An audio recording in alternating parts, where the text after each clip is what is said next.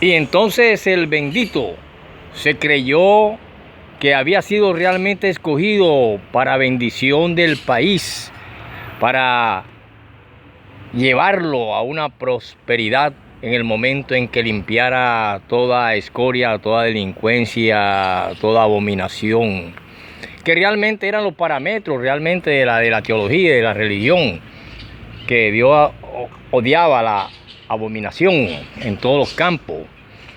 Y él creyó que estaba realmente impregnado de bendición. Y es que realmente a través de toda la historia de la humanidad, lo bendito ha ido unido a lo maldito. Y precisamente por medio de algo maldito se logró la redención de la humanidad. Ese es el ejemplo que se da con la enseñanza cuando vemos el Jesús histórico, cuando vemos el Cristo de la fe, cuando vemos la enseñanza de lo que es el dogma del cristianismo, de aquel judío piadoso, de aquel judío marginal, de aquel que llevaron a decir que era el Hijo de Dios. Entonces, ¿por qué? Y eso lo supo siempre porque era un hombre muy ilustrado, el divino maldito, el redentor del país, de un país que él mismo había inventado. Sencillamente porque si analizamos que ese revolucionario y redentor de la humanidad, por medio de aquel símbolo que había nacido en Babilonia, que era la cruz era maldita, era una silla eléctrica en aquella época. Y él la tomó para redimirlo a usted, para redimirme a mí, para redimir a aquel que este maldito bendito quería acabar de la faz de la tierra, para perdonar los pecados del mundo y redimir al hombre, a ese hombre que había caído hacía miles y miles y miles de años en el famoso paraíso terrenal. Entonces, había ya un paraíso perdido y un paraíso recobrado, según decía un escritor llamado Milton. Y ahí vemos que lo bendito y lo maldito se unen.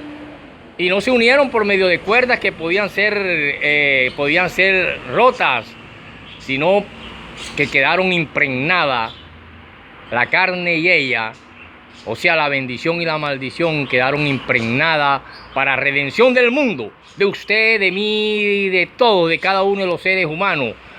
Pero entonces el cacheto, este presidente que conocía todas las constituciones e incluso europeas y extranjeras, él se creyó redentor y empezó entonces a buscar la maldad dentro de sus mismas aras ministeriales, es decir, entre su mismo gobierno. Y así descubrió que un congresista le gustaba estar en lujosos hoteles con niñas de 14, 13 años, hasta que lo descubrieron, y que un hijo estuvo recluido y estuvo interno en un centro de paredes altísimas para que fuera nuevamente socialmente aceptado por su adicción a una cantidad de sustancia. Y el muchacho se voló, y cuando se voló cayó del otro lado sobre una pila de cabeza, cayó sobre una pila de estiércol humano, o sea, de porquería. Y así siguió corriendo por la calle lleno de porquería hasta que escapó. Y también descubrió que dos muchachas de la alta sociedad cristiana les gustaba entrar a un hotel y decían que venían de otra parte, y el administrador del hotel un día colocó una cámara y resulta que la Biblia estaba en el medio de la cama y ellas dos estaban en acto realmente sexual, pero era una transexual y una lesbiana.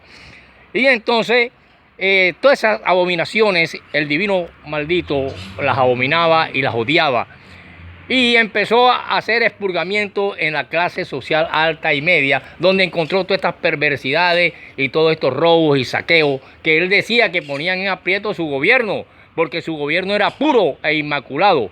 Entonces de ahí donde viene el divino maldito. Entonces, queridos estudiantes, ya entraremos a analizar lo que se conoce como la sociología política, porque si existe una sociología política es porque existe una psicología social, y en ese sentido han ido andando al unísono los diferentes gobernantes que han visto en América Latina y en muchas partes del mundo, y aquí donde en un país extraño llamado Colombia han existido presidentes así.